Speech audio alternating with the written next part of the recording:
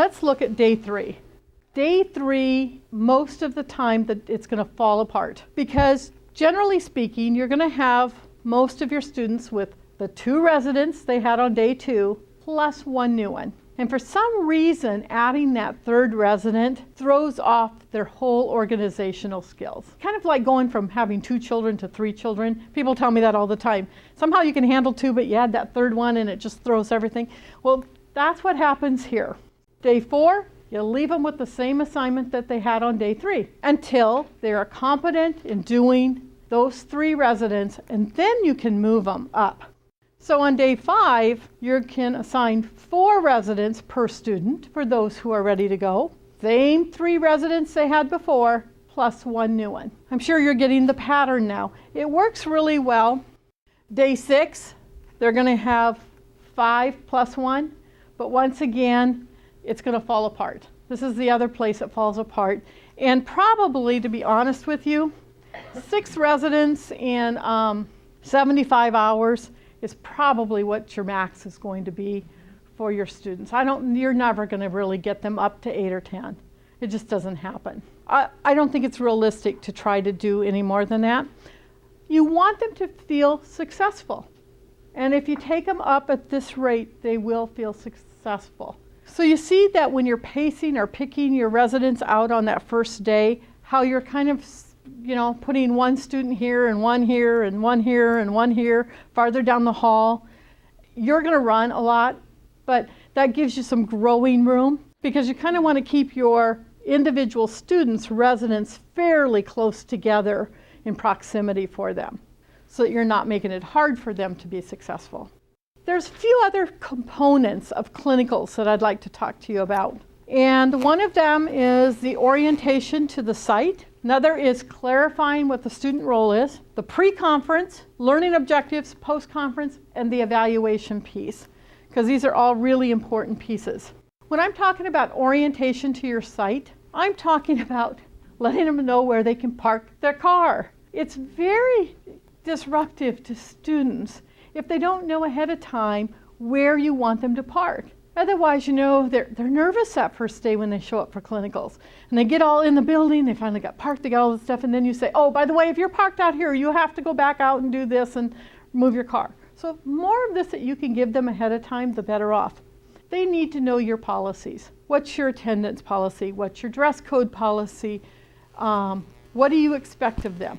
They also need to know where all the emergency exits are for the building.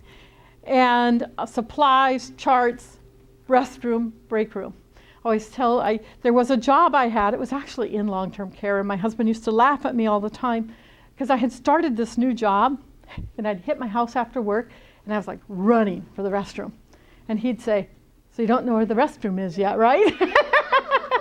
Well, it was a new job in long-term care, and trying to get those bathroom breaks takes a little bit, as you all know, but it was true. I really hadn't quite figured out where those restrooms were yet. So I did eventually figure it out. You know what? Let's not make them try to figure out where they're at. Let's tell them up front. Clarifying the student role. They need to be identified as students at all times. I don't care if their tag says student nursing assistant student. It has to say student. Not student CNA though, because remember, the program does not certify. Only the state certification exam is, so they're called nursing assistant students. They have to perform within the CNA authorized duties and under supervision of an approved instructor. I know that you've all been approved. This program's been excellent, as has been your programs with submitting applications for approval. When I'm talking about within authorized duties, an example I give is I showed up for clinicals one day and the instructor had written at the bottom, all these extra skills were written in at the bottom of the checklist and signed off. And I said, what is this? And they said, well, this student works in assisted living and they know how to do all these other skills. And we had the opportunity for them to do them here. So we just had them do them and I signed them all off. Remember, it's for level 1 training within authorized duties. So while that was very good documentation, it also led me to the problem very quickly. So make sure that you're sticking within the authorized duties. And they can only do what they've been taught and determined competent by you. I always tell instructors That first time a student does a shower or transfers a resident, they're not doing that alone, are they?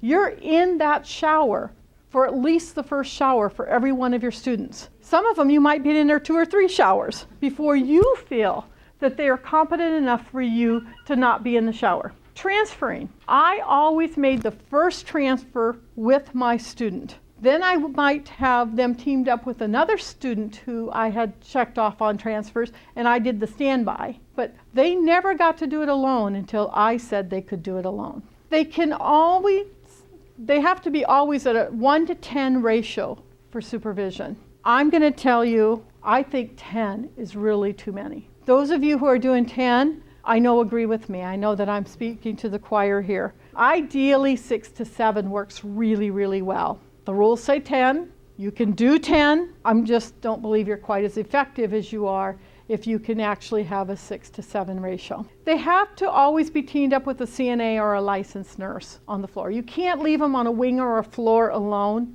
So one of the things you have to watch for is that CNAs who normally work a floor never get to go to lunch together because they always have to alternate who goes when. When they have students on the floor, sometimes they see that as their way to go to lunch together, and if you're not careful, you're going to end up with just students left on the floor. So do be careful, and I do see that, so you have to watch for that.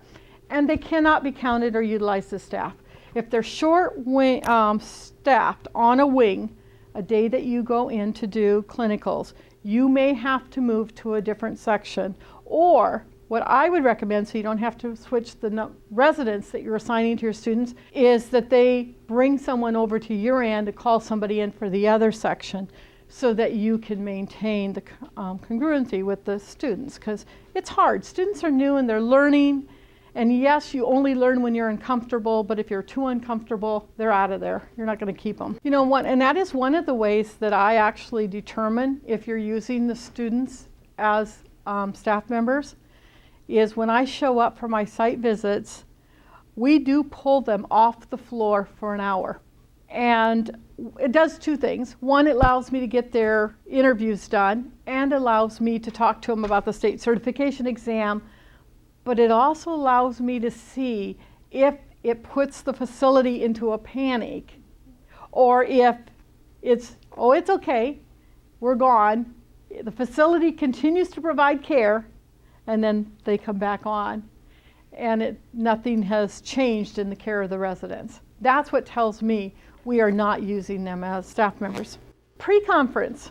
Don't forget to do your pre-conferences. It doesn't have to be long, but when you first get to the clinical site in the morning, you need to group together. You need to validate that the student's prepared for the day. I mean, that's the chance for you to look them in the eye and say, you know, were you out partying last night? I mean, you can't ask that, but you can at least assess. Do they look like they're rested and they're ready to work? Or do they look like they're so emotional right now that you know something has happened and they're in no condition to be on that floor with your residents? The other thing is, discuss your organizational strategies for the day. This is your time to talk to them about, I want to see you do this, this, and this today for each individual one. Share any information that you want to give with the students. You know, if you know that somebody's got a doctor's appointment at 10 o'clock and they need to be prepared for that, this is the time that you discuss it. Assess their mental and physical readiness to give the care and clarify limitations. If you want to say, you know, for today, I still want you to transfer with me. And then after we do a couple more transfers, I'll release you. This is your time to say that. So don't forget pre-conferences. There should be learning objectives for your clinical. You are the role model. Your students are going to learn more from watching you than they do from every word you say out of your mouth. They really, truly pick up on what they see you do. That's why I said you're not walking around with a clipboard and a white lab coat and disconnected from the resident care. They're going to model your behavior. Evaluate the progress, especially towards the end or the last few days. You're really peeking in around corners. You're glancing in at them. You're actually observing what they're doing, but not disturbing their care. You go from being very, very hands-on to slowly letting go. You identify their learning needs.